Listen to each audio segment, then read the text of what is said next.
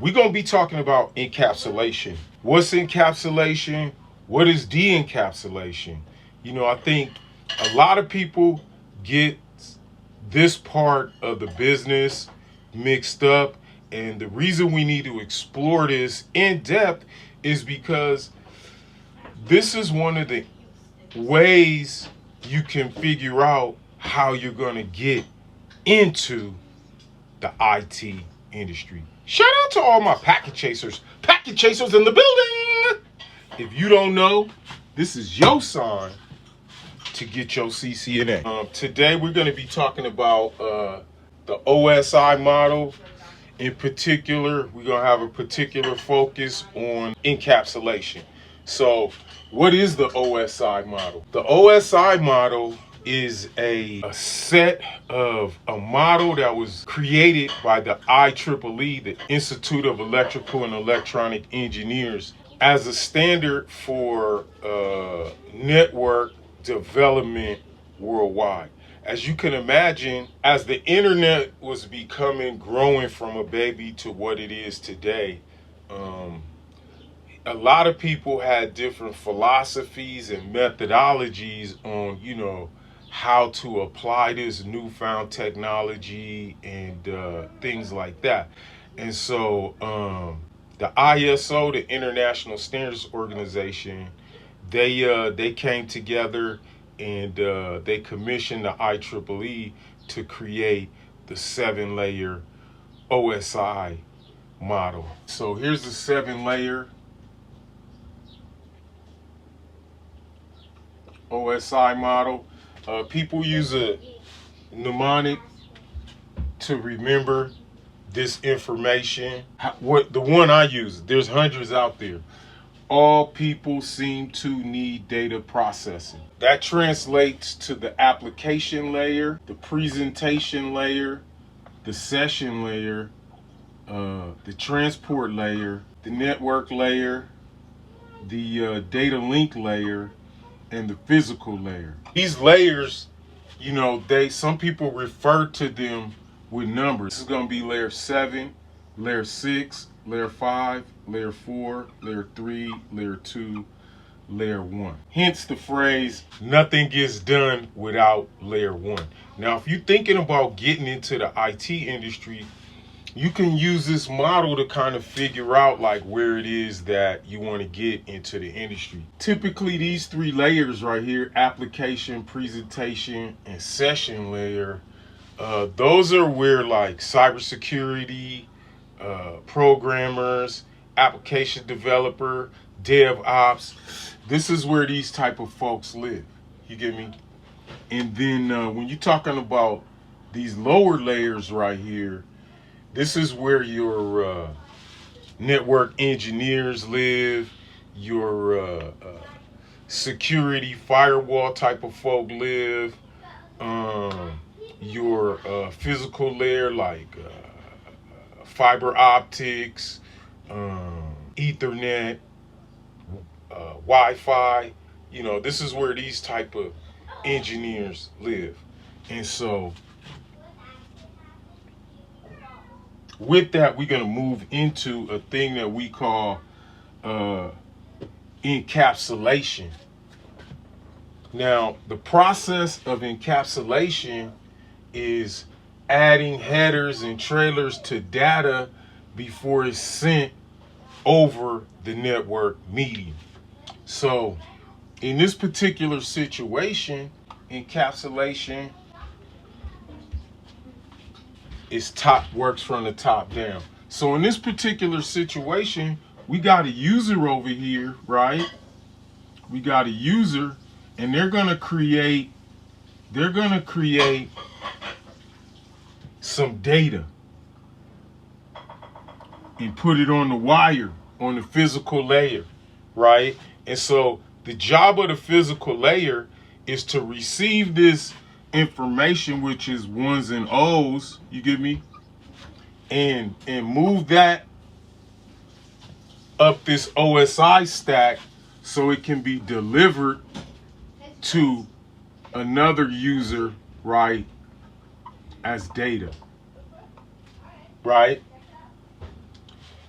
So when these 1 and O's hits the wire on the physical layer, it's gonna move up and this information is gonna be transferred into a different, it's gonna be repacketized into a different format instead of 1s and O's, because human beings can't read all those 1s and O's, right? So at the data link layer, right, we have this thing called a BPDU, a Bridge Protocol Data Unit, which is outlined in 802.1D. That's another RFC, request for comments. These 1s and O's are now going to be encapsulated or placed into a packet, right, that we call a frame. Frames are allows for these lower streams of O's to be broken up into shorter segments and delivered to the proper address. You know what I'm saying? So this is the place where MAC addresses live. You get me? This is where MAC addies live, right? Where MAC addresses live. So now frames are going to be pushed up the stack, encapsulated into a bridge protocol data unit called a packet. Some of the protocols that rely on this particular layer 3 are like, one of the most popular is IP, the internet protocol. There's a plethora of others. I won't get into it right now. At layer 3, the packet is now going to be encapsulated into a segment. And the protocol that relies on segmentized data, TCP, UDP. All of us insiders know that TCP/IP is layer 3 and 4. In the industry, when people think TCP/IP layer, they automatically think layer 3. But TCP/IP is a marketing term. It's a long story, family. All right, so next up, what's going to happen next? These 3 layers, they combine together to create something that's called data, right? So this segment is now going to be converted into data. So the session layer, which its job is to stop and start these sessions, and then the presentation layer, its job is to determine the format that this information is going to be presented in. And then the application layer is user facing. That's the layer that you're looking at as an end user. End users create data. Now the reverse of this is called de-encapsulation. You know, user creates data through an application. The application, presentation, and session layer combine to crunch this data into something layer 4 can use. And so layer 4 takes this data and gets it ready to be put on the wire by segmenting it, right? And now the segment is layer 3 is going to peel off the edges by de-encapsulating that, right, and turn it into a packet.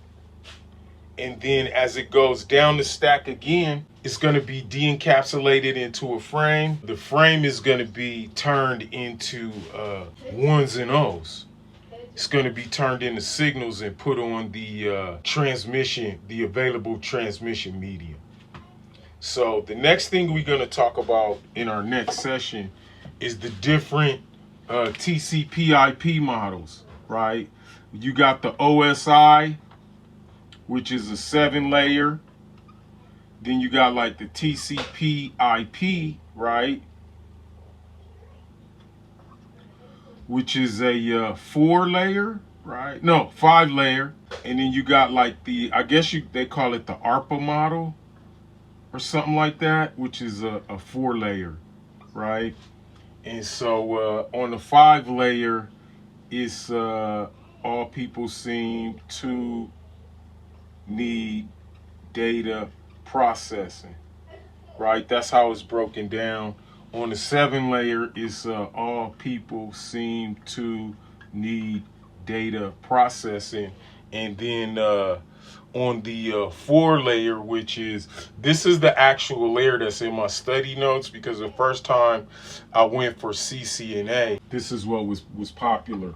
You got the PHIN, that's how I memorize it, which is the process, host to host, internet, and a network layer. This one, these 1, 2, 3, 4, 5. You give me one thing to note is that this breaks down to all people seem to need data processing. That's how that breaks down. So as you can see right here, the network layer is like called the internet layer, right? Or the internet. The network layer is the I digress. On the ARPA model, the network layer is actually layer 2. Whereas on the TCP/IP layer, it's layer 3, and the same here on the OSI model. So this is a particular situation that gets a lot of people, a lot of students confused, family. So make sure you review these models, you get familiar with the OSI layers and the OSI model intimately. It's a good way to answer some of those questions about the industry that you're not sure about, where you want to get into the industry, and things of that nature. If you'd like to join us on our march towards the CCNA certification, make sure you click on the link below and become a member of our PacketChaser Patreon study group. I do appreciate each and every one of you for coming through today. Shout out to all my packet chasers in the building.